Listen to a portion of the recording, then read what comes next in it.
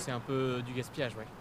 Je pense que c'est pas très utile. J'avoue que oui, je rentre dans des boutiques, étant pas loin d'ici, je rentre dans des boutiques du coup où souvent la porte elle est ouverte alors qu'il y a la clim, mais oui, en soi ça me dérange. Moi là, le travail où je suis justement, c'est des portes automatiques, donc quand les clients passent, oui, ok, du coup ça sort un peu, mais sinon mieux vaut préserver quand même parce que la clim, ça dépense quand même pas mal niveau énergie, donc c'est pas dingue de le laisser ouvert.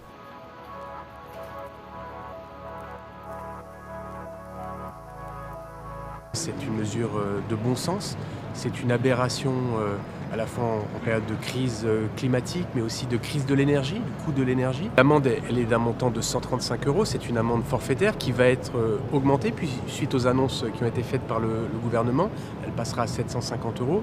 L'objectif, c'est pas tellement le montant de l'amende. On fait appel là à l'intelligence collective. Nos agents de police municipale, dans le cadre de leur mission quotidienne, on leur a demandé spécifiquement ces prochains jours de faire cette pédagogie auprès des commerçants et puis si les choses ne vont pas bien, de pouvoir faire de la verbalisation. Est-ce que ce sera important qu'on sanctionne aujourd'hui les magasins qui laissent la porte ouverte?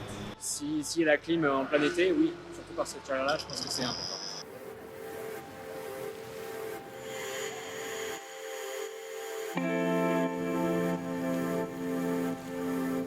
Ça ne sert juste à rien de refroidir l'extérieur ou de chauffer l'intérieur. Donc on sait que les clients aussi, quand ils font leurs achats, ils ont aussi envie de frais. Enfin, quand il fait chaud à l'extérieur, on cherche toujours le frais. Donc effectivement, on a décidé de mettre juste un petit mot pour montrer qu'on avait la clim, donc il serait peut-être mieux installé au frais. Et oui, c'est toujours plus écologique aussi de garder les portes fermées durant cette chouette période de canicule.